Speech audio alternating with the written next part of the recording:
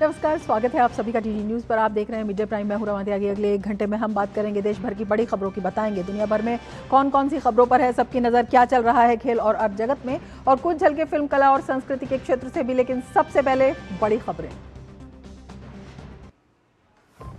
हर सुधार, हर आवंटन, हर बदलाव, विकसित भारत 2047 की दिशा में बड़ा कदम। पोस्ट बजट वेबिनार में बोले प्रधानमंत्री, कहा आज देश रिफॉर्म एक्सप्रेस पर है सवार।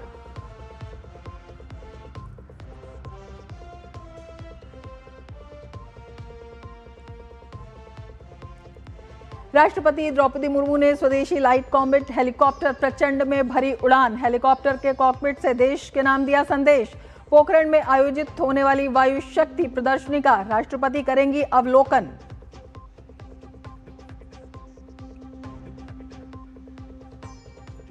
भारतीय नौसेना के बेड़े में शामिल आईएनएस अंजदीप, बड़ी नौसेना की ताकत। स्वदेशी स्टील से बना पोत, भारत की आत्मनिर्भरता और रक्षा क्षमता को मजबूती।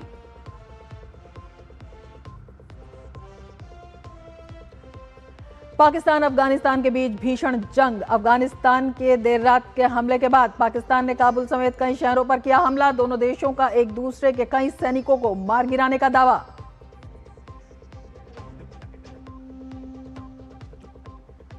और भारत ऑस्ट्रेलिया महिला क्रिकेट टीम के बीच दूसरा वनडे मुकाबला जारी। भारत ने ऑस्ट्रेलिया को 252 रन का लक्ष्य दिया। कप्तान हरमनप्रीत और प्रतिका रावल ने जड़ा अर्धशतक।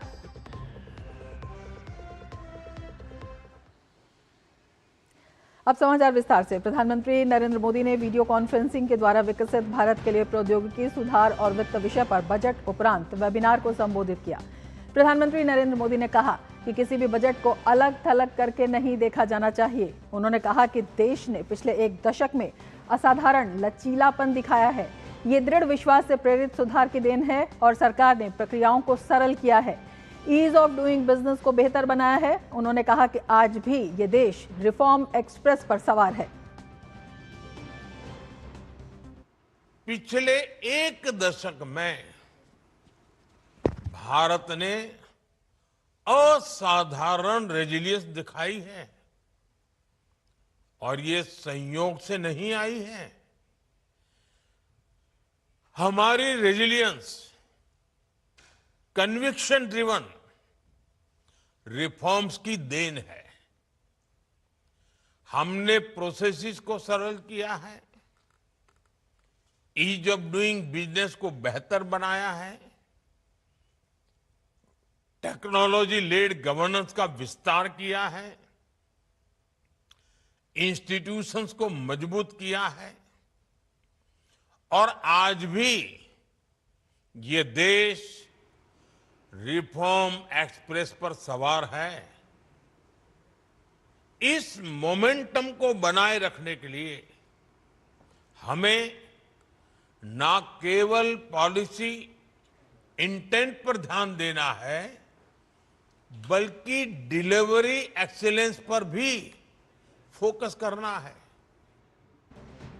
प्रधानमंत्री नरेंद्र मोदी ने कहा कि अब समय है कि इंडस्ट्री और वित्तीय संस्थाएं भी नई ऊर्जा के साथ आगे आएं। उन्होंने बुनियादी ढांचे में ज्यादा भागीदारी और नवाचार पर जोर दिया। उन्होंने बताया कि इस बार के बजट में सार्वजनिक पूंजी व्यय में अभूतपूर्व वृद्धि की गई है। 11 साल पहले पब्लिक कैपेक्स के लिए बजट में लगभग 2 लाख करोड़ रुपए का प्रावधान था।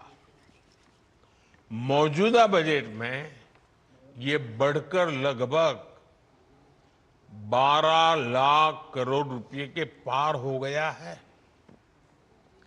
इतने बड़े पैमाने पर सरकारी निवेश होना प्राइवेट सेक्टर के लिए भी एक स्पष्ट संदेश है। साथियों, अब समय है कि इंडस्ट्री और फाइनेंशियल इंस्टीट्यूशंस भी नई ऊर्जा के साथ आगे आए। हमें इंफ्रास्ट्रक्चर में ज्यादा भागीदारी चाहिए, फाइनेंसिंग मॉडल्स में ज्यादा इनोवेशन चाहिए और इमर्जिंग सेक्टर्स में ज्यादा मजबूत कोलैबोरेशन चाहिए।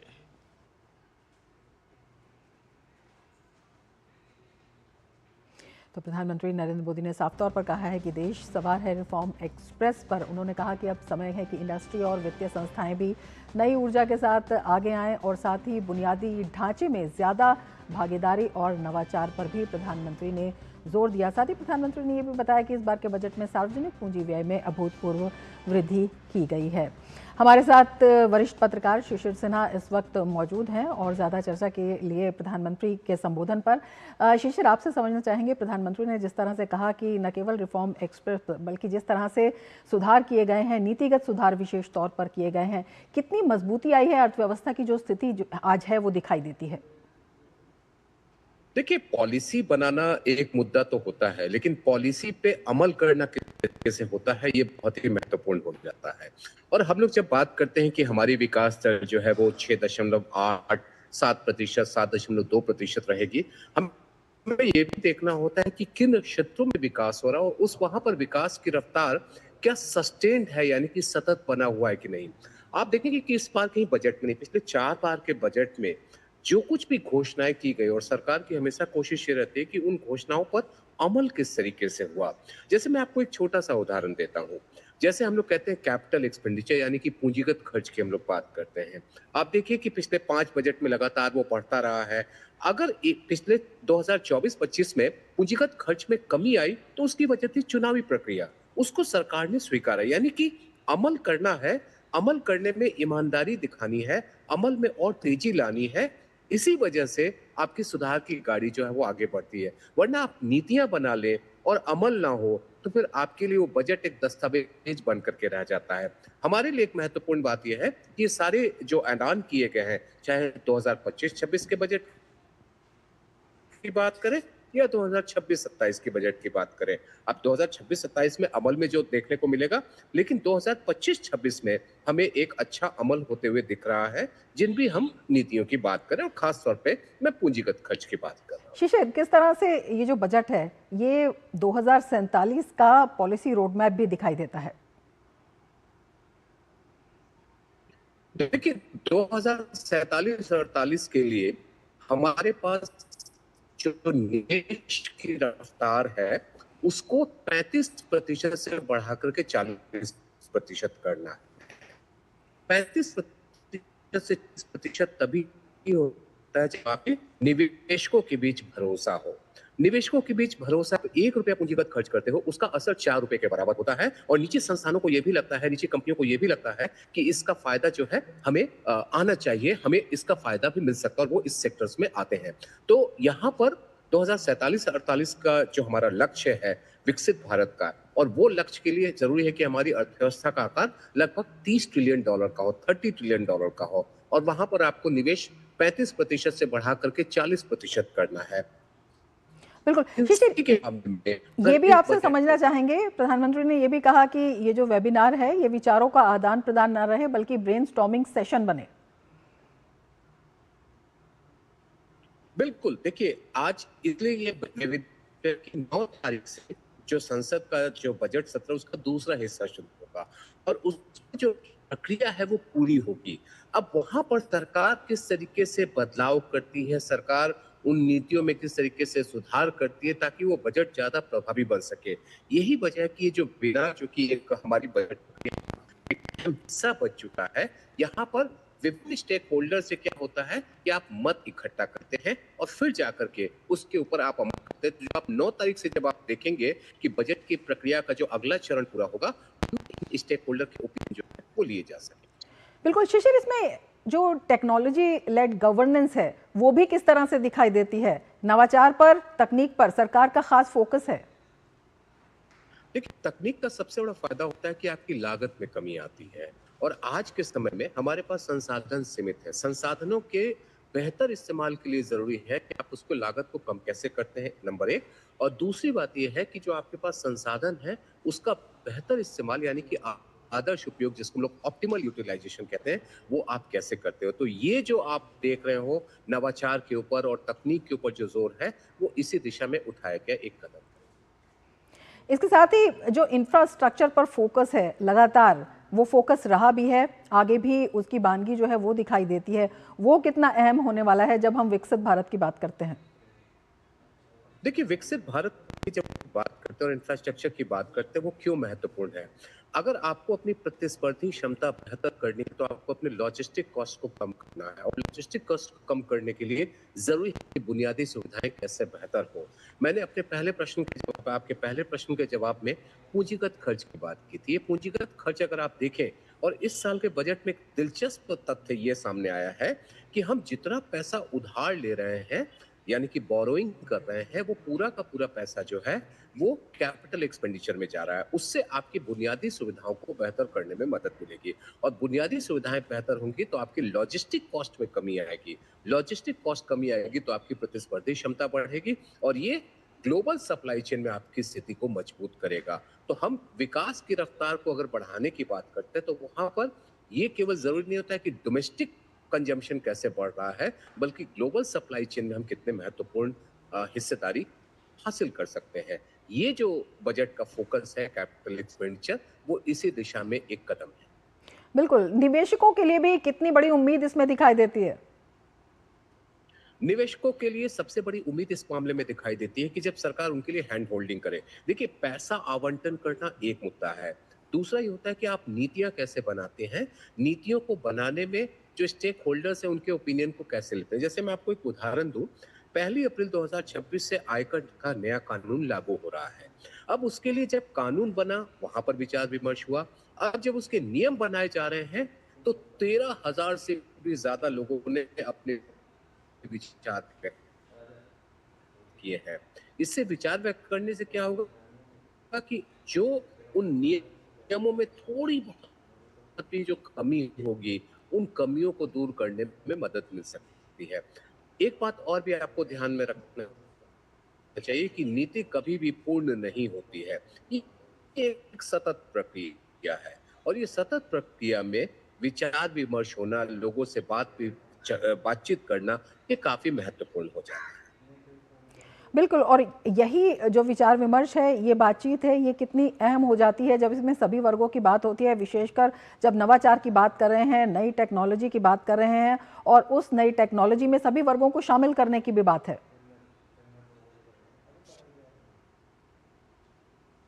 बिल्कुल, इंक्लूसिविटी यानी कि समावेशी विकास आपके लिए विकास के साथ साथ महत्वपूर्ण है। और समावेशी विकास कैसे संभव है? एक तरफ जो आपके यहाँ निवेशक हैं, उनके हितों की आप बात कर रहे हैं, और दूसरी तरफ जो समाज के आखिरी पायदान पर बैठा हुआ व्यक्ति, उनके हितों की बात कर रहे हैं। इन दोनों को अगर ध्यान में रखें, तो ये जो विचार विमर्श है, या स्टेक होल्डर कंसल्टेशन कह लीजिए, बजट निर्माण की प्रक्रिया में क्राउड सोर्सिंग का इस्तेमाल होने लगा है, ये सभी इस बात को इशारा करते हैं कि हमारे लिए विकास ही महत्वपूर्ण नहीं है, हमारे लिए समावेशी विकास उससे कहीं ज्यादा महत्वपूर्ण है। और ये जो पूरी प्रक्रिया बजट निर्माण की हुई है, वो अब समावेशी विकास की दिशा में उठाया गया एक अहम कदम। बिल्कुल, इसीलिए प्रधानमंत्री लगातार कह रहे हैं कि देश सवार है रिफॉर्म एक्सप्रेस पर। बहुत शुक्रिया शिशिर, हमारे साथ जुड़ने के लिए। आगे बढ़ेंगे। देश की तेजी से बदलती अर्थव्यवस्था की वास्तविकताओं को सांख्यिकी प्रणाली में बेहतर ढंग से समझने के लिए व्यापक आधुनिकीकरण किया जा रहा है। अंतिम आधार वर्ष 2011-12 के बाद से एक दशक में देश में कई महत्वपूर्ण बदलाव हुए हैं। जीएसटी के तहत डिजिटल प्लेटफॉर्म ने बिजनेस मॉडल को बदला है। अब इसके जवाब में सरकार ने राष्ट्रीय सांख्यिकी प्रणाली के व्यापक आधुनिकीकरण के तहत सुधारों की शुरुआत की है। इतना ही नहीं, जीडीपी अनुमानों के लिए आधार वर्ष को 2011-12 से संशोधित कर 2022-23 किया। दरअसल जीडीपी, सीपीआई और आईआईपी की कार्यप्रणाली में संशोधन किया गया। जीडीपी, सीपीआई के बाद आईआईपी की नई श्रृंखला आधार वर्ष 2022-23 आगामी 28 मई 2026 को जारी की जाएगी। दरअसल पिछले एक दशक में भारत की अर्थव्यवस्था में अद्भुत परिवर्तन हुए हैं, जिनमें नवीकरणीय ऊर्जा, डिजिटल सेवा जैसे नए उद्योगों का जन्म और उपभोग एवं निवेश के स्वरूप में बदलाव शामिल है। साल 2022-23 को नया आधार वर्ष इसलिए चुना जा रहा है क्योंकि ये कोविड-19 महामारी के बाद का सबसे हालिया सामान्य वर्ष है।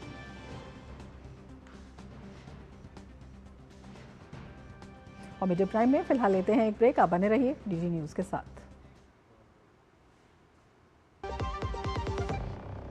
आजा।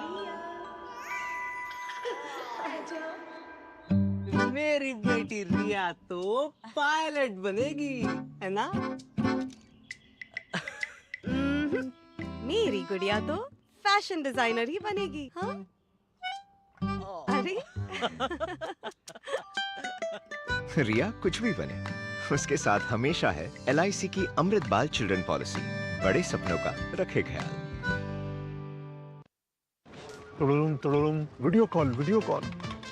मैं सीनियर इंस्पेक्टर काली पहाड़ी चौकी से। यस, आपके पार्सल में ड्रग्स मिले हैं। ड्रग मैंने आपको अरेस्ट किया जाता है। यदि बचना चाहते हो तो 2 लाख रुपए। ये फोन पे कौन अरेस्ट करता है? तुम पुलिस नहीं है और हम बोगा मतलब मूर्ख नहीं है। UPI कहता है अगर कोई नकली पुलिस बन के आपको भी कॉल करे और डराए तो कहो मैं मूर्ख नहीं।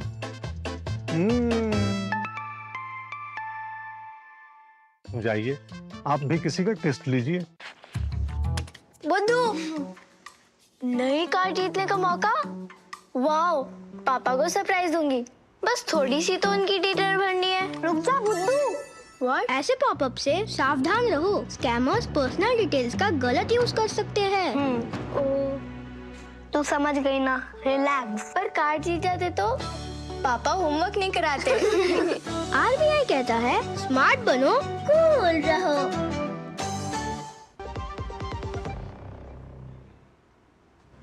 राजस्थान के जैसलमेर की पोखरण वायुसेना स्टेशन से आज राष्ट्रपति द्रौपदी मुर्मू ने प्रचंड हेलीकॉप्टर में उड़ान भरी। इस मौके पर Indian air force chief Amarpreet Singh भी उपस्थित रहे। PM नरेंद्र मोदी के मेक इन इंडिया के तहत बनाया गया ये हेलीकॉप्टर प्रचंड अत्याधुनिक सुविधाओं से लैस है। प्रचंड को खास तौर पर दुर्गम पहाड़ी इलाकों और युद्ध परिस्थितियों के लिए तैयार किया गया है। प्रचंड AJL द्वारा विकसित स्वदेशी अटैक हेलीकॉप्टर है जो 5000 मीटर ऊंचाई पर ऑपरेशन में सक्षम है। प्रचंड की ये उड़ान आत्मनिर्भर भारत की रक्षा शक्ति का प्रदर्शन की है।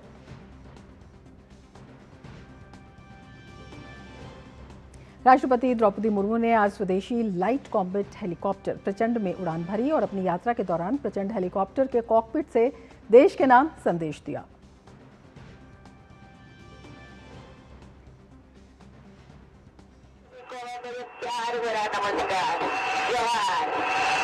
प्रचंड हेलीकॉप्टर आत्मनिर्भरता का एक प्रबल प्रतीक है।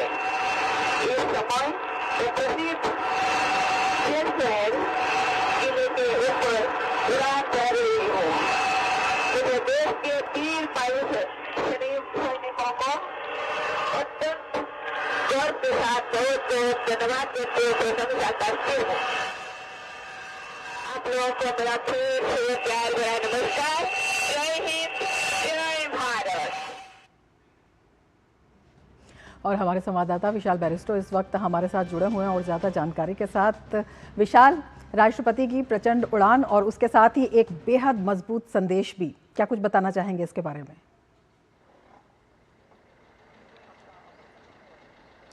साइड में कुछ देखिए रमा, आपने कहा प्रचंड उड़ान, जाहिर सी बात है आज एक बहुत बड़ा दिन है क्योंकि इतिहास रच दिया है हमारी सुप्रीम कमांडर ने। और वो इसलिए क्योंकि पहले सुखोई, फिर रफाल और अब प्रचंड, वो देश की पहली राष्ट्रपति बन गई हैं, पहली महिला राष्ट्रपति बन गई हैं जिन्होंने ये मुकाम हासिल किया है। और आज का दिन इसलिए ज़्यादा इंपॉर्टेंट है क्योंकि आज ही पोखरण के फील्ड फायरिंग रेंज के अंदर वायुसेना अपना सबसे बड़ा पावर का शो करने जा रही है जिसका नाम है वायु शक्ति। ऐसे मौके पर जब 27 देशों से जर्नलिस्ट आए हैं इसको कवर करने, हमारी राष्ट्रपति ने एक संदेश दे दिया है पूरी दुनिया को आत्मनिर्भर भारत का, हमारे विमेन एम्पावरमेंट का, और उसके साथ साथ दुश्मनों को चुनौती भी दी है कि भारतीय सेनाएं हमेशा तैयार हैं किसी भी स्थिति का मुकाबला करने के लिए। रमा, बिल्कुल, आपसे ये भी जानना चाहेंगे, जिस तरह से आप बता रहे हैं कि जो इतिहास रचा गया है आज, प्रचंड लाइट कॉम्बैट हेलीकॉप्टर अपने आप में किन मायनों में ख़ास है? मेक इन इंडिया तो है ही, उसकी तो बानगी इसमें दिखाई देती ही है, इसके अलावा क्या कुछ इसमें अलग विशेषताएं हैं?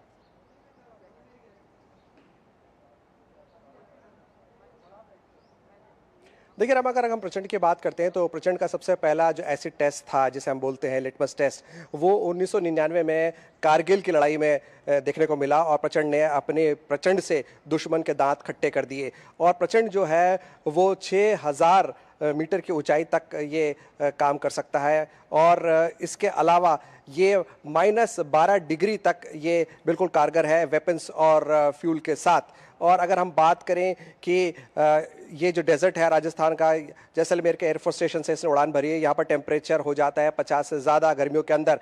तो 50 से ज़्यादा और -12, तो आप अंदाज़ा लगा सकते हैं कि सियाचिन ग्लेशियर और नॉर्दर्न लद्दाख कितने क्रिटिकल और स्ट्रेटेजिकली इंपॉर्टेंट एरियाज़ हैं। वहाँ पर प्रचंड जो है वो मेक इन इंडिया का जहाज़ है और वो कितने काबिलियत रखता है दुश्मनों को परास्त करने के लिए।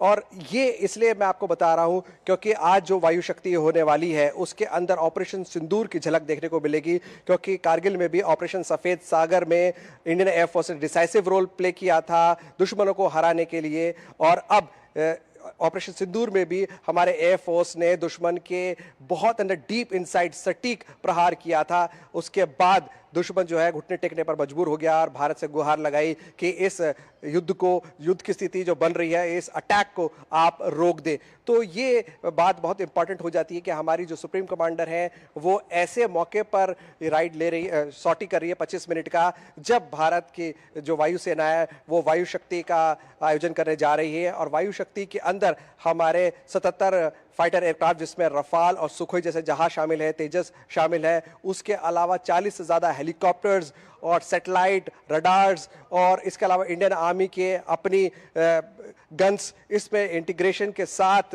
जब गरजेंगी और 12,000 किलो का एम्यूनिशन जब इसमें इस्तेमाल होगा तो मैसेज बिल्कुल साफ होगा कि दुश्मन खबरदार। और ये तैयारी इस बात को भी का भी प्रतीक है कि ऑपरेशन सिंदूर कॉल ऑफ नहीं किया गया है और इंडिया 2 फ्रंट वॉर के लिए हमेशा रेडी है। और आप समझ सकते हैं 2 फ्रंट वॉर का मतलब वेस्टर्न और नॉर्दर्न दोनों। बिल्कुल विशाल, जब हम राष्ट्रपति का कॉकपिट से संदेश सुनते हैं तो उन्होंने कहा कि मुझे मेरे देश के वीर वायु सैनिकों पर गर्व है। पूरे देश के लिए कितनी गर्व की बात है जब हम आत्मनिर्भर शक्ति की बात करते हैं और उसके साथ ही देश की सैनिक क्षमता में बढ़ोतरी की बात करते हैं। ये दोनों ही मिलाकर कितना बड़ा, अगर हम भारत की जो मेक इन इंडिया की शक्ति है और उसके साथ ही जो सैन्य शक्ति है उसमें मजबूती की बात कर रहे हैं।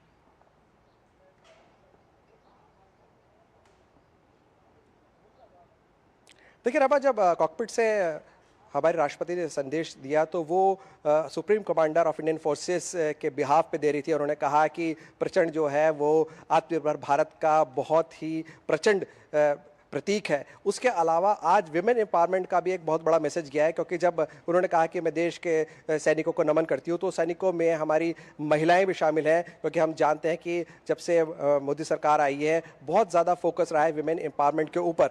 और अब परमानेंट कमीशन मिल रहा है लेडी ऑफिसर्स को, विमेन ऑफिसर्स को, और उसके अलावा मिलिट्री स्कूल्स में भी बच्चियों को एडमिशन मिल रहा है, जो पहले नहीं होता था। जब हम पढ़ते थे मिलिट्री स्कूल में तो ओनली बॉयज़ वर अलाउड।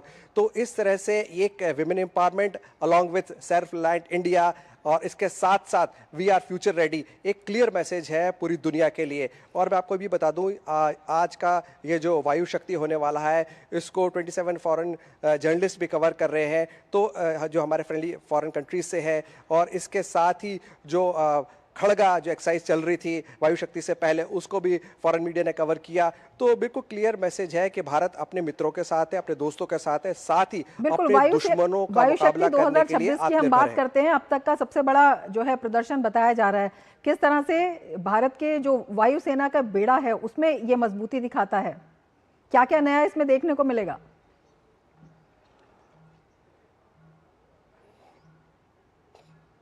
देखिए, देखने को सबसे पहले नया जो मिलेगा वो ये है कि ऑपरेशन सिंदूर की एक झलक दिखाई जाएगी। हालांकि इतना ज़बरदस्त वो अटैक था, उसका एक छोटा सा रूप दिखाया जाएगा, इसलिए मैं कह रहा हूँ ग्लिम्स ऑफ ऑपरेशन सिंदूर वो यहाँ पर दिखाया जाएगा। जब 12,000 किलो एम्यूनिशन इस्तेमाल किया जाएगा तो उसके अंदर हमारे स्पाइडर और आकाश जो सरफेस टू एयर अटैक है उसको भी दिखाया जाएगा और किस तरह से हमारा कम्युनिकेशन नेटवर्क काम करता है। इसके अलावा हमारे 77 फाइटर एयरक्राफ्ट हैं और जो मॉडर्न जनरेशन 4.5 जनरेशन का जो एयरक्राफ्ट है हमारा रफाल, उसके अलावा तेजस जो मेड इन इंडिया है, और इसके अलावा सुखोई जहाज 77 तो ये फाइटर प्लेन्स होंगे, उसके अलावा 40 से ज़्यादा हेलीकॉप्टर्स होंगे, और हमारा हरक्यूलिस और ग्लोबमास्टर जो है वो भी इसमें पार्टिसिपेट करेंगे। तो ये सब चीज़ मिला के एक बात तो बिल्कुल साफ है कि Indian air force along with Indian army, क्योंकि इंडियन आर्मी के गन्स भी इसमें पार्टिसिपेट कर रहे हैं, एक क्लियर मैसेज देने की तैयारी है कि हम बॉर्डर पे एक्सरसाइज कर रहे हैं और कभी भी हम हिचकेंगे नहीं बॉर्डर पार करने भारत की जो सैन्य शक्ति है और उसमें मजबूती है, उसका जो है बेहद दमदार प्रदर्शन आप नजर बना रखिए। फिलहाल शुक्रिया पूरी जानकारी के लिए। आगे बढ़ते हैं। भारतीय नौसेना ने पनडुब्बी रोधी युद्ध क्षमताओं को बढ़ाने के लिए आईएनएस अंजदीप को शामिल किया है। आईएनएस अंजदीप के कमांडर कृष्ण कुमार वर्मा के कमीशन लेटर पढ़ने के बाद इस युद्धपोत को चेन्नई बंदरगाह पर पूर्वी नौसेना कमान में औपचारिक रूप से शामिल किया गया। भारतीय नौसेना प्रमुख एडमिरल दिनेश के त्रिपाठी ने समारोह को संबोधित करते हुए कहा कि चेन्नई का ऐतिहासिक तट कोरोमंडल भारत की प्राचीन समुद्री विरासत का प्रतीक है। उन्होंने कहा कि भारत की समुद्री पहचान हमारी सभ्यतागत जड़ों में निहित है और 21वीं सदी को समुद्री सदी बताया गया है। ये स्वदेशी रूप से डिजाइन और निर्मित चौथी anti submarine warfare shallow water craft है, जो तटीय और उथले समुद्री क्षेत्रों में पनडुब्बी रोधी अभियानों के लिए विशेष रूप से तैयार किया गया है। ये पोत डॉल्फिन हंटर के रूप में कार्य करने के लिए डिजाइन किया गया है। इसका मुख्य उद्देश्य तटीय क्षेत्रों में दुश्मन की पनडुब्बियों का पता लगाना, उनका पीछा करना और उन्हें नष्ट करना है। इसे गार्डन रीच शिप बिल्डर्स ने विकसित किया है। इसे घरेलू संयंत्रों से स्टील की आपूर्ति कर बनाया गया है। सेल के बोकारो, भिलाई, राउरकेला स्थित इस्पात संयंत्रों से स्टील की आपूर्ति की गई है। रक्षा विनिर्माण में आयात पर निर्भरता कम करने की दिशा में ये बड़ी पहल है। आईएनएस अंजदीप को ऐतिहासिक अंजदीप द्वीप के नाम पर नामित किया गया है। इससे तमिलनाडु, पुदुचेरी सहित तटीय क्षेत्रों की सुरक्षा में वृद्धि होगी और आत्मनिर्भर भारत को बढ़ावा मिलेगा। और चेन्नई पोर्ट पर इस वक्त मौजूद हैं डीडी न्यूज संवाददाता अक्षय नाथ। अक्षय, आपसे ही अंजदीप के बारे में ज्यादा जानकारी लेना चाहेंगे। किस तरह से जो हमारा समुद्री बेड़ा है उसे ये मजबूत कर रहा है? रमा, हम अभी चेन्नई पोर्ट में हैं, जहां पे आईएनएस अंजदीप का हम देखा कि chief of naval staff admiral Dinesh के त्रिपाठी जी ने यहाँ पे आके कमीशन किया है। और आईएनएस अंजदीप जो है इंडिजिनियस शिप है इंडिया की, और ये तमिलनाडु और पुदुचेरी कोस्ट लाइन के प्रोटेक्शन के लिए एक एडिशनल फोर्स बनेगा और एक आत्मनिर्भर और विकसित भारत के जो सोच हमारे है उसके लिए भी एक बहुत ही बड़ा एग्जाम्पल है ये आईएनएस अंजदीप। और हमने देखा कि चीफ एडमिरल हमने देखा कि उन्होंने त्रिपाठी जी ने भी यहाँ पे आके बोला कि यहाँ के जो सिस्टम है अभी लगभग 15 और इंडिजीनियस शिप्स को लॉन्च करने का एक सोच है और इसी साल में 15 और इंडिजीनियस शिप्स यहाँ पे आएंगे। और ये जो शिप है बहुत ही एडवांस टेक्नोलॉजी से, इंडिजीनियस इंडियन टेक्नोलॉजी से किया गया है और इसमें जो रडार सिस्टम है और जो यहाँ पे शैलो वाटर के विजिलेंस ये जो अंजाम देखेगा वो बहुत ही इम्पॉर्टेंट होगा। और ये सिर्फ एक सर्वेलेंस शिप नहीं है, सिर्फ एक क्या बोलते हैं, this is not just a defence ship but ये सर्वेलेंस और सर्च एंड रेस्क्यू ऑपरेशंस के लिए भी मदद होगा। तो रमा, हम देख रहे हैं कि एक बड़ा सा एक स्टेप है आज हम देख रहे हैं आत्मनिर्भर और विकसित भारत के लिए यहाँ पे जो हुआ है। और यहाँ के जो चीफ एडमिरल आके बोला, उन्होंने भी यही बोला कि मैरीटाइम टेक्नोलॉजी और मैरीटाइम सिविलाइजेशन के तरफ हम जा रहे हैं और लगभग नेक्स्ट फ्यू ईयर्स में 200+ शिप्स यहाँ पे इंडिजिनियसली इंडिया में ही निर्मित करके यहाँ पे लॉन्च करने का पूरे तैयारियां हो रही है। और ये शिप जो हम देख रहे हैं मेरे जो पीछे हैं वो फुल्ली स्टाफ्ड है और फुल्ली इक्विप्ड है हमारे इंडियन कोस्ट गार्ड के प्रोटेक्शन के लिए। रमा, बिल्कुल, जो तटीय सुरक्षा है वो इससे मजबूत होगी। ये भी आपसे जानना चाहेंगे कि किस तरह के जो खास फीचर्स इसमें शामिल किए गए हैं, क्योंकि बहुआयामी आप इसे बता रही हैं। हम ये भी चाहेंगे कि अगर हमारे कैमरा पर्सन वहाँ से दिखा पाएँ किस तरह से समुद्र की लहरों पर गर्व के साथ ये हमारी आत्मनिर्भर शक्ति का प्रतीक वहाँ दिखाई दे रहा है। रमा, अभी मैं मेरा कैमरा पर्सन सूर्या को दिखाने के लिए बताऊंगी आपको। आप देख सकते हैं INS अंजादीप जो है यहाँ पे, ये 4th indigenously designed anti submarine warfare shallow watercraft है। और यहाँ पे जो आप देख रहे हैं, ये शिप 25 नॉट्स के सी स्पीड पे high speed water jet propulsion system के साथ चल सकता है। और इसको यहाँ के जो स्पेशलाइज्ड टीम है वो बोलते हैं डॉल्फिन हंटर, जो जैसे specialisedly engineer to track and neutralise enemy threats. जैसे कि यहाँ पे इंडियन शोज में जो भी एनिमी थ्रेट्स होगा उसको न्यूट्रलाइज करने के लिए INS अंजादीप का यूज़ होगा। और इसके अलावा ये भी बोल रहे हैं कि ये सिर्फ एक वॉरशिप नहीं बट सर्वेलेंस और यहाँ के जो भी सर्च एंड रेस्क्यू ऑपरेशन के लिए भी यूज़ कर सकते हैं। और इसमें इंडिजिनियस वो ये इंडिया की टेक्नोलॉजी जो है वो है अभय राडार, अभय सोनार और लाइट वेट ट्रोपेज भी यूज़ किया गया है। ये 77 मीटर लॉन्ग हंटर शिप है और ये तमिलनाडु और पुदुचेरी का जो सिक्योरिटी सिस्टम है वो एकदम पूरे के पूरे बोल्स्टर या माने it progresses towards safeguarding Tamil Nadu and Puducherry coast. और यहाँ पे हम देख सकते हैं कि कई सारे जो विजिटर्स थे यहाँ पे और नेवी का जो ऑफिशियल्स हैं उनके फैमिली भी अभी आके ये एक टूर ले रहे हैं INS अंजादीप के अंदर। और सारे के सारे जो फैसिलिटीज़ यहाँ पे दिया गए हैं वो एकदम स्टेट ऑफ द आर्ट बोला गया है। और एक और बात यह है कि एक इंडिजिनियसली इंडिया के अंदर ही पूरे के पूरे तैयारी करके किया गया एक शिप है ये। सो ये एक बहुत ही इम्पॉर्टेंट स्टेप है इंडिया के आत्मनिर्भर और विकसित भारत के लिए। रमा, अच्छा, ये भी आपसे समझना चाहेंगे, इसमें जो नया फीचर है शैलो वाटर हंटिंग, ये अपने आप में कितना महत्वपूर्ण हो जाता है जब हम तटीय सुरक्षा की बात करते हैं? तो हमें सुना कि चीफ एडमिरल जो यहाँ पे बात किया था, उन्होंने कहा कि जैसे भी यहाँ पे जो शिप्स आते हैं, एक स्टैट भी उन्होंने दिया था जिसमें उन्होंने कहा कि कई सारे इंटरनेशनल फ्लीट शिप्स यहाँ पे आते हैं, तो उसके सेफ्टी के लिए बहुत ही इम्पॉर्टेंट हो जाता है कि हमारे सिक्योरिटी फोर्सेस ऑन गार्ड है। और इसके लिए हम इन्होंने ये भी बोला कि रेड सी में जब एक इशू हुआ था उसमें 300 to 500% का एक अपवर्ड ट्रेंड देखा गया था, जहाँ पे फ्रेट चार्जेस एक सर्ज में था। तो ऐसे एक सिनेरियो को स्टॉप करने के लिए ऐसे एक INS अंजदीप का जो इम्प्लीमेंटेशन जो कमीशन हुआ है वो सारे सिक्योरिटीज़ के लिए भी ये मददगारक होगा। इंडियन ओशन रीजन सिर्फ ही 40% ऑफ वर्ल्ड पॉपुलेशन का जो कैरियर फ्रेट है उसके लिए सपोर्टेड है। तो यहाँ पे ऐसे एक सिक्योरिटी सिस्टम होना बहुत ही इम्पॉर्टेंट हो जाता है।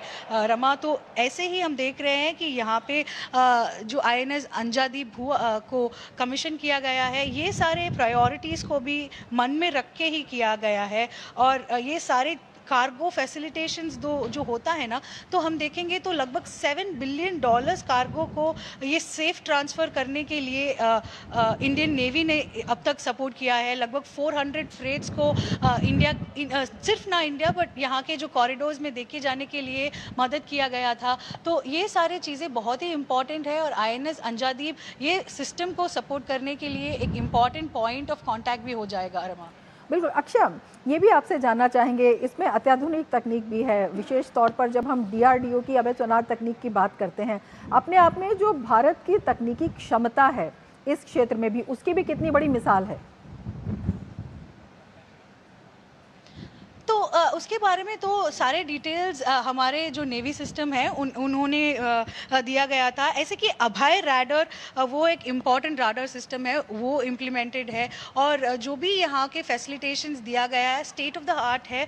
और ये भी बोला गया है कि जो यहाँ के जो अंजादीप जो शिप्स के अंदर के every system is said to be in first of the commissions and first of the indigenous quality जो है इंडिया के अंदर ही जो क्रिएट किया गया है वैसे ही टेक्निक्स है। लाइट वेट टॉर्पिडोज दिया गया है और ये 77 metre long hunter significant bolster है जिसका डिफेंस सिस्टम्स ये सदर्न कोस्ट लाइन का जो भी सिक्योरिटी ब्रीचेस है वो स्टॉप करने के लिए बहुत ही मददगार हो जाएगा। रमा, और हम देख रहे हैं कि जो भी आप यहाँ के जो राडार सिस्टम्स या यहाँ के जो डिफेंस सिस्टम्स जो दिया गया है, रॉकेट सिस्टम लॉन्चर्स जो दिया गया है, वो सारी चीज़ें एकदम फर्स्ट क्लास और इंडियन इंडिजीनियस प्रोडक्शंस है Rama.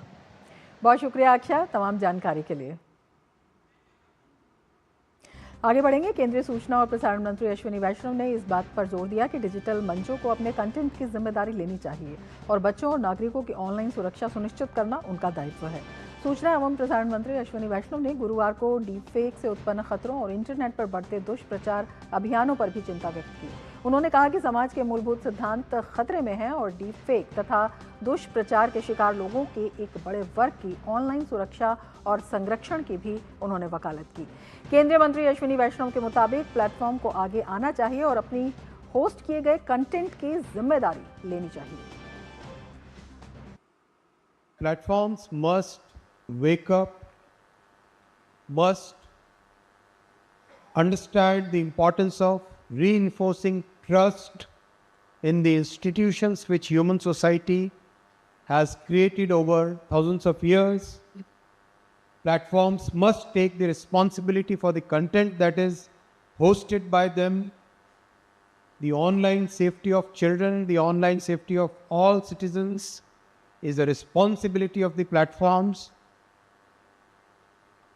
Non-adherence to these principles will definitely make them responsible because the nature of internet has changed.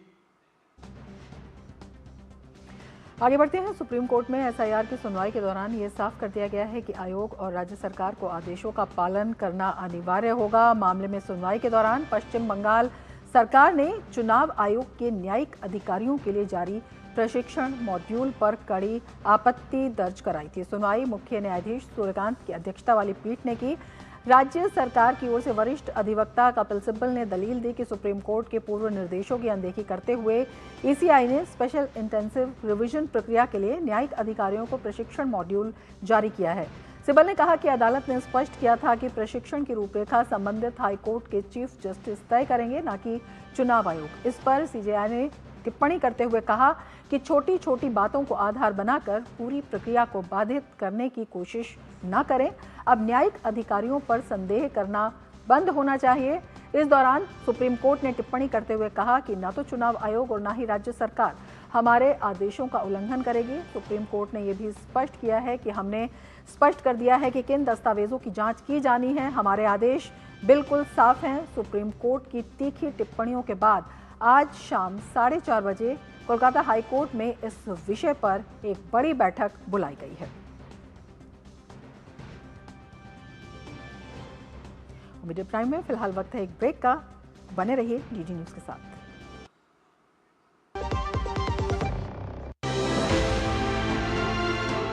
प्रधानमंत्री श्री नरेंद्र मोदी के नेतृत्व में दिल्ली की रेखा गुप्ता सरकार ने राजधानी में नए आयुष्मान आरोग्य मंदिर लॉन्च किए। अच्छी सेहत के लिए दिल्ली वालों को मिली एक और बड़ी सौगात। इलाज की सुविधा मिलेगी घरों के ही पास। लगभग हर विधानसभा में हम 12 से 15 आरोग्य मंदिर खोलें ताकि छोटे मोटे ट्रीटमेंट के लिए आपको दूर ना दौड़ना पड़े। दिल्ली में अब आरोग्य मंदिरों की संख्या हुई 319। आरोग्य मंदिरों में करीब 80 टेस्ट होते हैं फ्री में मिलती हैं जरूरी दवाएं, मैटरनिटी केयर और वैक्सीनेशन की भी सुविधा। 1100 आयुष्मान आरोग्य मंदिर खोलने का है दिल्ली सरकार का इरादा। पूरा होगा दिल्ली को सेहतमंद बनाने का वादा।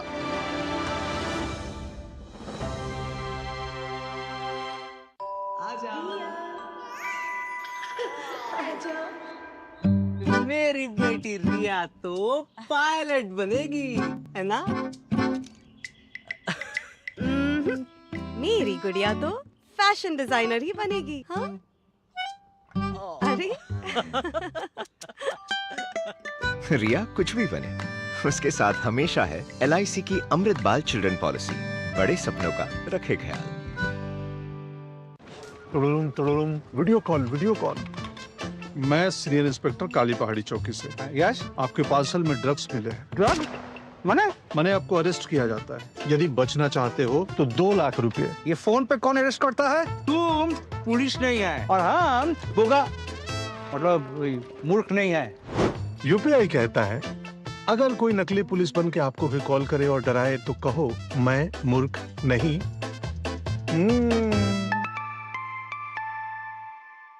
जाइए, आप भी किसी का टेस्ट लीजिए। ब्रेक के बाद फिर से आपका स्वागत है। आगे बढ़ते हैं। पाकिस्तान पर तालिबान के हमले के बाद अब खुली जंग का ऐलान हो चुका है। पाकिस्तान की तरफ से काबुल और कंधार पर बमबारी की गई। पाकिस्तान ने ऑपरेशन गजब हक में 133 की मौत का दावा किया है। वहीं अफगानिस्तान ने भी जवाबी कार्रवाई शुरू कर दी है। अफगान सैनिकों ने सीमा पर हमले तेज कर दिए हैं। इस बीच तालिबानी अधिकारियों के मुताबिक पूर्वी और दक्षिण पूर्वी सीमावर्ती क्षेत्रों में पाकिस्तानी चौकियों पर जवाबी हमले किए गए, जिसमें दावा किया गया है कि पाकिस्तान की 19 सीमा चौकियों को नष्ट कर दिया गया है और कई पाकिस्तानी सैनिकों को पकड़ लिया गया है। तालिबान ने साथ ही 50 से अधिक पाकिस्तानी सैनिकों के मारे जाने का भी दावा किया है। दूसरी ओर पाकिस्तान का कहना है कि उसने अफगान तालिबान की 27 सीमा चौकियों को नष्ट कर दिया है और तालिबान बलों को भारी नुकसान पहुंचाया है। इससे पहले पाकिस्तान के रक्षा मंत्री ख्वाजा आसिफ ने घोषणा करते हुए कहा था कि अब सब्र खत्म हुआ, अब खुला युद्ध होगा। दूसरी तरफ ईरान के विदेश मंत्री अब्बास अराक्ची ने कहा है कि ईरान पाकिस्तान और अफगानिस्तान के बीच वार्ता कराने के लिए तैयार है। उन्होंने कहा ईरान दोनों देशों के बीच संवाद को सुगम बनाने और आपसी समझ और सहयोग को मजबूत करने के लिए हर तरह की सहायता प्रदान करने के लिए तैयार है। हमारे संवाददाता अखिलेश सुमन हमारे साथ जुड़ गए हैं और ज्यादा जानकारी के साथ। अखिलेश, इस वक्त क्या कुछ स्थिति बनी हुई है, क्या कुछ नई जानकारी प्राप्त हो रही है? देखिए, अभी अभी प्राप्त जानकारी के अनुसार पाकिस्तान के विदेश मंत्री इशराक डार ने सऊदी अरब के प्रिंस को फोन किया और उन्होंने इस पूरे मसले में हस्तक्षेप करने की मांग की। सऊदी प्रिंस से उन्होंने कहा कि अफगानिस्तान जो है वो लगातार पाकिस्तान के अंदर तालिबान जो तहरीक तालिबान पाकिस्तान है और अन्य आतंकवादियों को भेज रहा है पाकिस्तान की सीमा के अंदर। अफगानिस्तान पर इसे रोक लगाने के लिए सऊदी अरब अपने प्रभाव का उपयोग करे। तो पाकिस्तान एक तरीके से कहे कि वो आगे बढ़कर सऊदी अरब के पास गिड़गिड़ाने के लिए पहुंचा है, जबकि अफगानिस्तान ने जब मुंहतोड़ जवाब देना शुरू कर दिया है डोरन लाइन के आसपास। दूसरी तरफ एक और सूचना मिली है कि कतर ने अभी पेशकश की है कि वो पाकिस्तान और अफगानिस्तान के बीच में एक मध्यस्थता करने की स्थिति में है, वो मध्यस्थता करना चाहता है। इस बात के संकेत उसने दिए हैं। तो देखिए रमा, मैं बताऊं कि इसके पहले एक बार पहले भी कतर और तुर्की इन दोनों ने मध्यस्थता करने की कोशिश की थी। कहा गया कि मध्यस्थता हो गई, बातचीत बन गई, अब अफगानिस्तान और पाकिस्तान एक दूसरे के खिलाफ हमले नहीं करेंगे, लेकिन वो मध्यस्थता फेल कर गई। देखा कि हमने कि फिर से दोनों के बीच में लड़ाइयां शुरू हो गई, सीमा पार जो झगड़े शुरू हो गए। अफगानिस्तान ने दावा किया है कि उसने पाकिस्तान की कई सीमा पार चौकियों पर कब्जा कर लिया है और ये इसलिए हो रहा है कि देखिए डोरन लाइन जो है वो ब्रिटिश जो थे उन्होंने डोरन लाइन पाकिस्तान और अफगानिस्तान के बीच में खींचा था। और डोरन लाइन पे न तो अफगानिस्तान मानता है न पाकिस्तान मानता है। जहां पाकिस्तान के हित की बात होती है कहता है कि ये डोरन लाइन है, जहां उसके हित की बात नहीं होती है वो इसे मानने से इनकार करता है। और अफगानिस्तान कहता है कि हम इस डोरन लाइन को नहीं मानते क्योंकि ये हमारे और पाकिस्तान के बीच में नहीं हुई थी, ब्रिटिश ने एक आर्टिफिशियल लाइन खींचा था। तो इसे लेकर लगातार झगड़े हो रहे हैं। और एक तीसरी बात यह है कि देखिए पाकिस्तान ने जो आतंकवाद के बीज बोए हैं इस पूरे इलाके में, और यहाँ तक कि अफगानिस्तान के अंदर भी उन्होंने बीज बोए हैं, पाकिस्तान के अंदर भी उन्होंने बीज बोए हैं आतंकवाद के। तो ये सारे जो है अब बड़े बड़े पौधे बन गए हैं जो खुद पाकिस्तान के खिलाफ अब विष गिरा रहे हैं। तो ये जो आतंकवादी संगठन जिसे पाकिस्तान ने समर्थन किया था, उन्होंने खड़ा किया था, वही अब पाकिस्तान के लिए खतरा बन गए हैं। तो अब पाकिस्तान जो है अपनी करनी का फल भोग रहा है। और पाकिस्तान और अफगानिस्तान के बीच में देखिए एक स्थिति अभी है कि पाकिस्तान यह मानकर चलता है कि अफगानिस्तान सिर्फ उसकी बात माने, अफगानिस्तान उनकी एक कॉलोनी बन के रहे, उनका एक उपनिवेश बन के रहे, अपना कोई सार्वभौम निर्णय न ले, उसे किसके साथ दोस्ती करनी है अफगानिस्तान को ये पाकिस्तान तय करे, अफगानिस्तान अपने आप नहीं तय करे। तो ये सारी बातें पाकिस्तान को लगातार परेशान कर रही है और इसीलिए जो है ख्वाजा आसिफ जो वहाँ के डिफेंस मिनिस्टर ने उन्हें कह दिया है कि हम एक खुले युद्ध की स्थिति में है अफगानिस्तान के खिलाफ। तो यह जो स्थिति है वो निश्चित तौर पे एक चेतावनी है पाकिस्तान के लिए भी कि देखिए जिस तरीके से आपने पूरे दुनिया के अन्य देशों में आतंकवाद फैलाए हैं, अब वही टीटीपी जो है वो वहाँ पाकिस्तान के अंदर भी परेशानियां पैदा कर रहा है और उसका वो उसका आरोप लगा रहे हैं वो तालिबान की सरकार पे, जो तालिबान कोशिश ये कर रहा है कि अफगानिस्तान को एक स्टेबलाइज किया जाए। 25 साल से ज्यादा हो गए लड़ाई लड़ते हुए। उन्होंने सोवियत यूनियन के खिलाफ लड़ाई लड़ी, फिर नेटो फोर्सेस के खिलाफ लड़ाई लड़ी, अमेरिका के खिलाफ लड़ाई, और अब उनकी कोशिश है कि वो एक सामान्य राष्ट्र की तरह आगे बढ़े, जो पाकिस्तान को मंजूर नहीं है। इसलिए बार बार उकसावेबाजी वाली कार्रवाई होती है। और जो कल रात में जो घटना हुई, तकरीबन 1:50 पे रात में पाकिस्तान ने काबुल पे हमला कर दिया, काबुल पे बमबारी की, कंधार पे बमबारी की, एक और शहर पे बमबारी कर दी, 3 शहरों पे बमबारी करना। मतलब आप समझ सकते हैं कि किसी देश की राजधानी पे अगर कोई दूसरे देश का जो सेना है वो हमला करती है, तो यह एक बहुत ही खतरनाक स्थिति है। और अगर बिना युद्ध की घोषणा की हुई इस तरह की घटनाएं हो रही है, तो यह बहुत पाकिस्तान को जवाबदेह ठहराया जाना चाहिए इसके लिए, जो कि अफगानिस्तान लगातार इस बात को कह रहा है कि पाकिस्तान अफगानिस्तान की सार्वभौमिकता को चुनौती नहीं है, उसे खामियाजा भुगतना पड़ेगा। तो उनके प्रवक्ता की तरफ से, अफगानिस्तान के प्रवक्ता की तरफ से भी बयान आया है कि हम सीमा पर मुंहतोड़ जवाब दे रहे हैं, और यह पाकिस्तान को तय करना है कि अफगानिस्तान किस तरीके के संबंध चाहता है।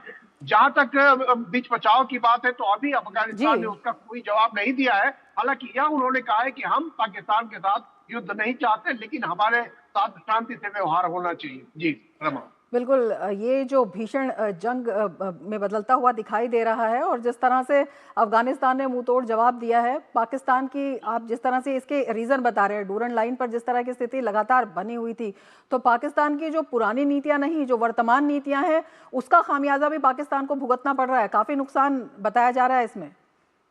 देखिए, निश्चित तौर पे पाकिस्तान को यही समझकर चलना चाहिए कि अफगानिस्तान एक स्वतंत्र राष्ट्र है, और पाकिस्तान और अफगानिस्तान की जनता के जो कई हिस्से हैं, तो एक दूसरे में वो आते जाते रहे हैं। अचानक क्या किया पाकिस्तान ने कि वहां के सारे जो शरणार्थी शिविर थे, जो शरणार्थी वहां से आए थे अफगानिस्तान में वार के समय, उन सारे शरणार्थी शिविरों को बंद करने की अचानक उन्होंने घोषणा कर दी। अब इसके कारण भी वहां अफरा तफरी हुई, और देख सकते हैं कि पाकिस्तान एक अभी पुनर्जीवित होने वाली इकोनॉमी है। अर्थव्यवस्था बहुत छोटी है, उसकी बहुत खराब स्थिति में है, उसकी खजाने में पैसा नहीं है, उन्हें सहायता की जरूरत है। और यह ना करके पाकिस्तान उनके खिलाफ जो युद्ध का, लड़ाई करने का, उनके अंदरूनी स्थिति में हस्तक्षेप करने का, ये जो सारी नीतियां हैं पाकिस्तान की, ये नीतियां जो है वो पाकिस्तान के लिए खतरा साबित होगी। क्योंकि अफगानिस्तान के लोग जो है वो सेल्फ रेस्पेक्ट बहुत जानते हैं, अपने आत्मसम्मान की रक्षा करना जानते हैं, और अपने आत्मसम्मान की रक्षा करने के लिए उन्होंने 2 दशक से ज्यादा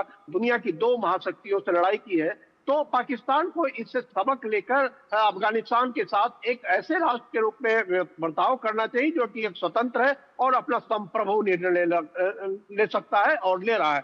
तो इस पर अगर पाकिस्तान को आपत्ति हुई, तो निश्चित तौर पे ये खतरे की घंटी अफगानिस्तान के लिए नहीं है, पाकिस्तान के लिए है। बिल्कुल, पाकिस्तान का दोहरा चरित्र इसमें भी नजर आता है। एक तरफ तो रक्षा मंत्री उनके कहते हैं अब होगा युद्ध, और दूसरी तरफ से मध्यस्थता की गुहार भी तमाम देशों के साथ लगा रहे हैं, जिस तरह से आप बता रहे हैं। तो पाकिस्तान की जो रक्षा क्षमता है कितनी खोखली है, वो भी दिखाई दे रहा है।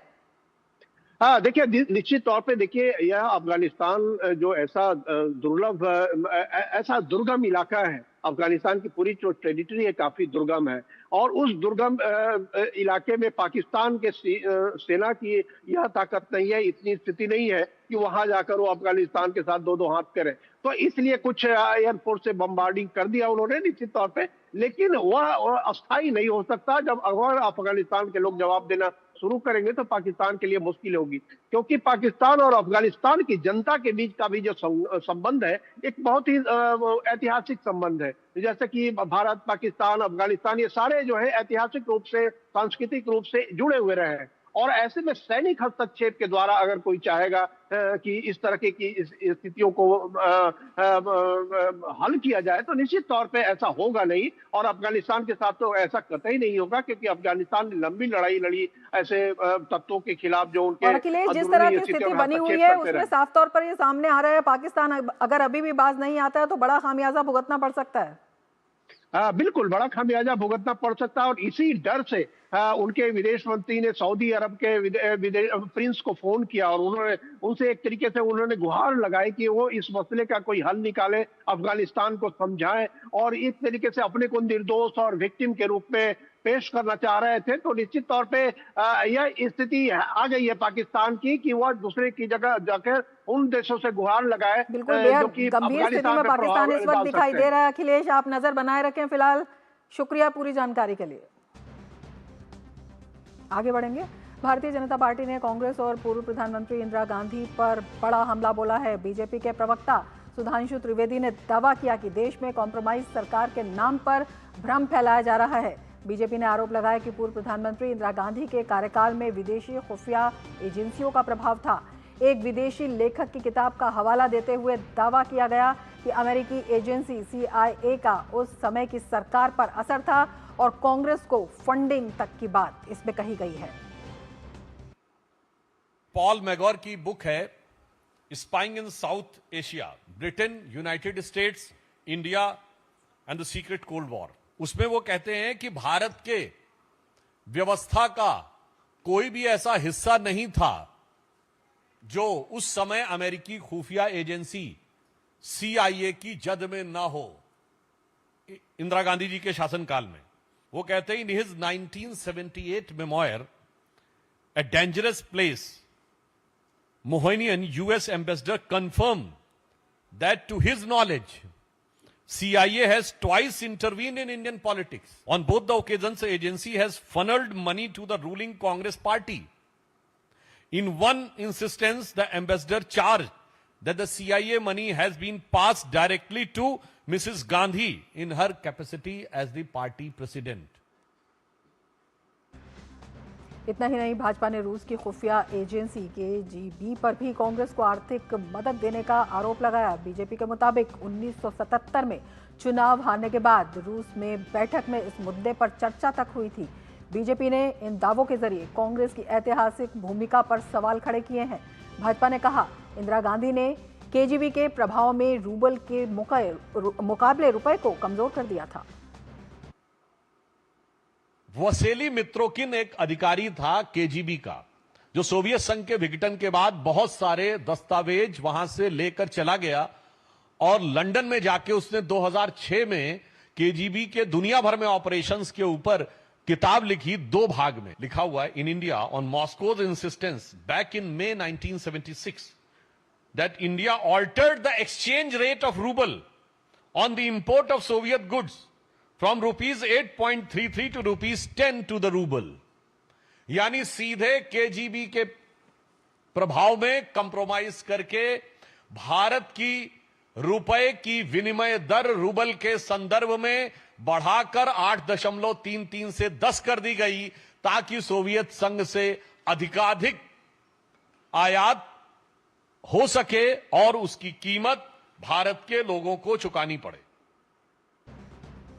आगे बढ़ते हैं। आर्टिफिशियल इंटेलिजेंस सिर्फ एक तकनीक नहीं है, ये भविष्य की दिशा तय करने वाली ताकत है। भारत में आयोजित हालिया AI इम्पैक्ट समिट में केवल घोषणाएं नहीं हुई, बल्कि भविष्य की रणनीति तैयार हुई।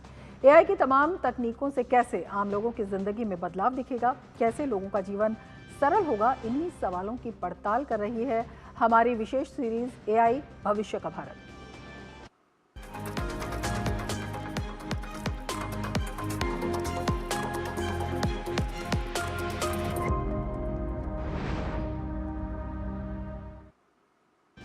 दिल्ली में हुए इंडिया AI समिट ने तकनीक की दुनिया में भारत के बुनियादी ढांचे की मजबूती के बड़े संकेत दिए हैं। हिमाचल प्रदेश के युवाओं को भी इस समिट का हिस्सा बनने का मौका मिला और प्रदेश के युवा इस तरह के समिट के प्रति खासे उत्साहित नजर भी आए। देखिए ये खास रिपोर्ट।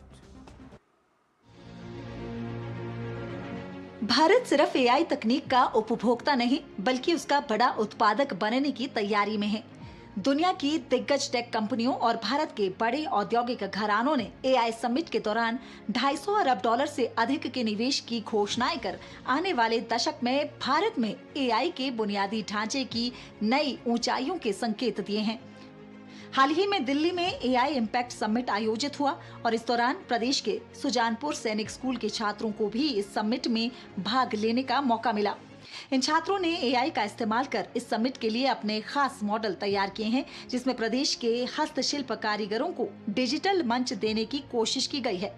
साथ ही सुरक्षा के क्षेत्र में भी संभावित खतरों की पहचान करने के लिए आर्टिफिशियल इंटेलिजेंस का इस्तेमाल इन मॉडलों में किया गया है। सैनिक स्कूल सुजानपुर टिहरा के छात्रों ने बताया कि एआई समिट 2026 के दौरान उनका अनुभव बेहद ही खास रहा। छात्रों ने स्थानीय धरोहर को वैश्विक पहचान दिलाने और ग्रामीण क्षेत्र तक उसकी पहुंच सुनिश्चित करने के उद्देश्य से एआई आधारित सॉफ्टवेयर तैयार किया है। हमारा प्रोजेक्ट था ethnic wear virtual try on, जो रूरल आर्टिस्ट्री को अर्बन कंज्यूमर्स के साथ जोड़ता है। हमने एक अपना वेब पेज बनाया है जिसमें हम आर्टिसंस को, जो टेलर होते हैं, नॉर्मल गांव के टेलर जितने भी होते हैं, तो हम उन रिमोट विलेजेस के आर्टिसंस को हम एक बड़ी मार्केट में लाएंगे हमारे वेबसाइट के थ्रू। इस समिट के लिए सैनिक स्कूल के बच्चों ने वर्चुअल टैग कार्ड मॉडल भी तैयार किया। स्कूली छात्र शौर्य मलिक और अखिलेश सिंह ने बताया कि समिट के दौरान उन्हें एआई के एक क्षेत्र में आगे बढ़ने की प्रेरणा मिली। आर्टिफिशियल इंटेलिजेंस के जरिए इन बच्चों ने तकनीक का इस्तेमाल कर एक ऐसा मॉडल तैयार किया है जिसके जरिए सुरक्षा को ध्यान में रखते हुए एआई संभावित खतरों की पहचान कर स्थिति पर तुरंत प्रतिक्रिया भी सुनिश्चित की जा सकती है। 3 भागों में बांटा गया। सबसे पहला फेशियल रिकॉग्निशन है।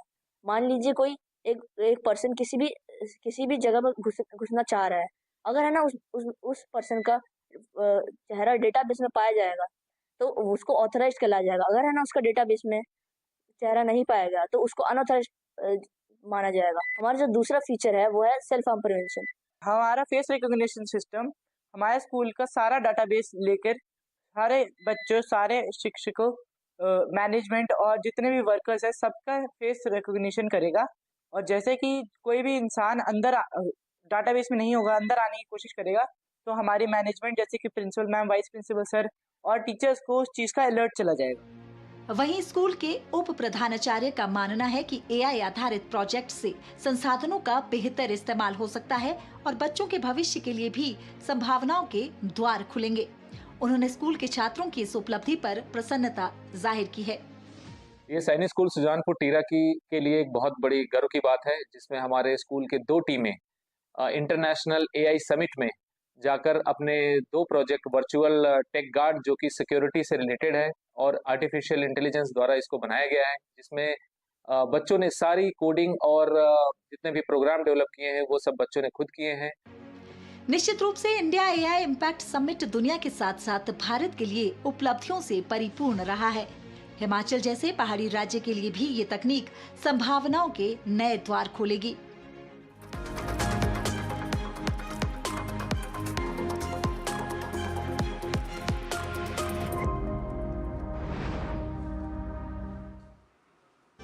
और अब बात खेल की। महिला क्रिकेट में भारत और ऑस्ट्रेलिया के बीच वनडे सीरीज का दूसरा मुकाबला आज होबार्ट में खेला जा रहा है। भारत ने ऑस्ट्रेलिया को जीत के लिए 252 रन का लक्ष्य दिया है। टॉस जीतकर पहले बल्लेबाजी करने उतरी भारतीय महिला टीम ने 9 विकेट पर 251 रन बनाए। कप्तान हरमनप्रीत कौर और प्रतिका रावल ने शानदार अर्धशतकीय पारी खेली।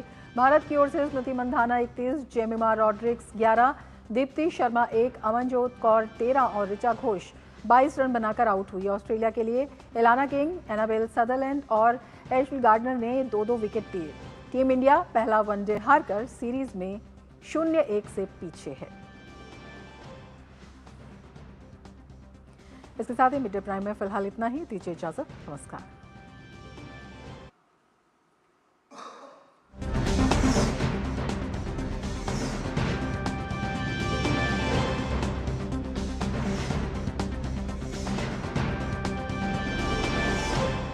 मिड डे प्राइम के प्रायोजक थे